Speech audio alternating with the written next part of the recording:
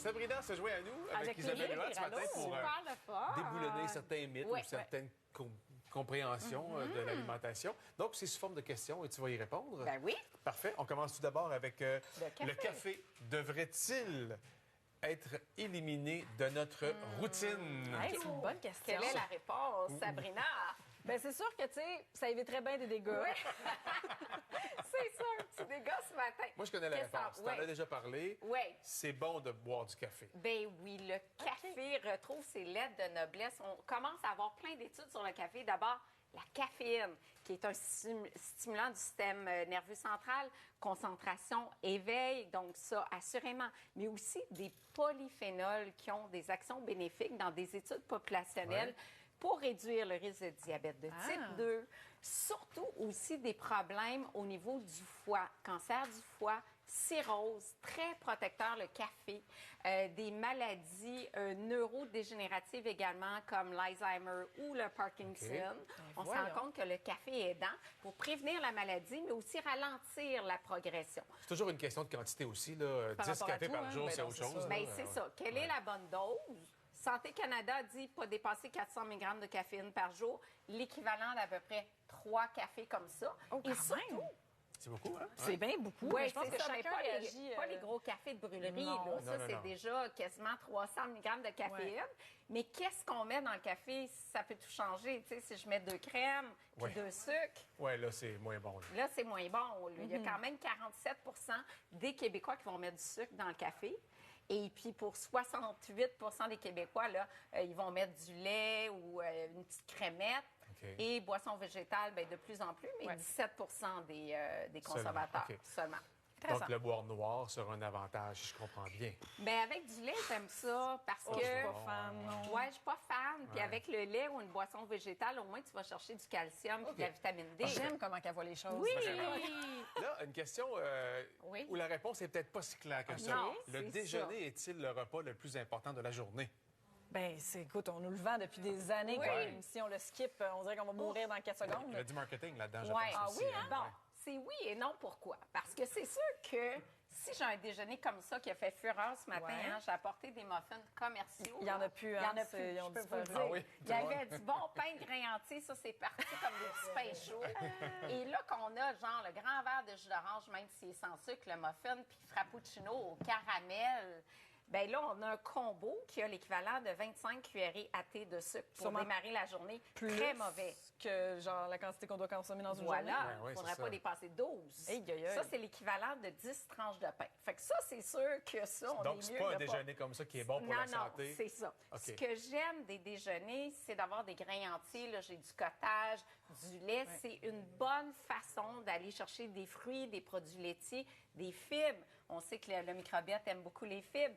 Donc, le déjeuner, que ce soit celui-ci ou un gruau du lendemain avec justement notre yogourt, graines de chia, c'est très, très bon pour la santé. Ceci dit, grosse vague pour le jeûne intermittent, qui est une approche que j'aime bien pour plusieurs raisons. Pour la santé métabolique, ça peut diminuer la tension artérielle, améliorer la sensibilité à l'insuline, diminuer l'hémoglobine glyquée, qui est un marqueur de la glycémie des 2 à 3 derniers mois. Donc, sur la santé métabolique et sur l'inflammation de bas grade qu'on a. Parce que oui, il y a les maladies inflammatoires, mais on a souvent de l'inflammation de bas grade qu'on ne voit pas, qu'on ne perçoit pas, mais qui endommage nos cellules. Et pour la longévité aussi, il y aurait un intérêt. Dr. Éric Simard était sur le plateau la semaine passée, parler des gyrosuppresseurs. Bien, le fait de moins manger. Puis, tu sais, le jeûne intermittent, là, tu manges 350 calories de moins dans ta journée. Ah ouais? Ben oui, parce que... Le jeûne intermittent, là, c'est tu manges pendant une période de 8 heures, exemple, et pendant 16 heures, tu ne manges pas. Ça a un effet, là, le système se nourrit de ses gras et tout ça. Là. Parce que si le matin, tu manges pas, ben tu manges pas les calories, mais surtout le soir où on aime bien grignoter. T'arrêtes de manger à 8 heures. Fait que tu ne manges pas non plus. Fait que déficit énergétique, bref... Prometteur, le jeûne intermittent, pas pour les femmes enceintes, pas pour les enfants, pas pour les ados, pas pour les personnes âgées. On garde quand même quelques bémols. Il ne reste pas beaucoup de temps. Oui. Le beurre de coco. Regardez la texture. Est-il un bon gras? On le voit à la texture, hein? C'est tellement, tellement solide. 90 de gras saturés, essentiellement de l'acide laurique. Je comprends que tous les gras saturés n'ont pas le même impact sur le cholestérol. moins pire que d'autres gras saturés Moi, j'ai d'origine cuisiné animale. longtemps avec ça. Oui, Au lieu c'était de très mettre la du beurre, mode. c'était la mode, ça? C'était la mode. Moins pire que le beurre, OK. mais ça élève quand même le LDL, le mauvais transporteur de cholestérol, et ça élève aussi le cholestérol total, mais ça élève un petit peu le bon cholestérol, fait qu'il est un peu moins pire.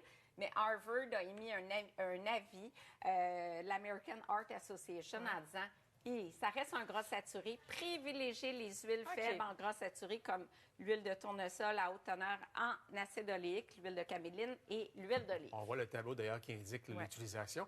Est-ce que de l'huile de coco, c'est la même chose que du beurre de coco?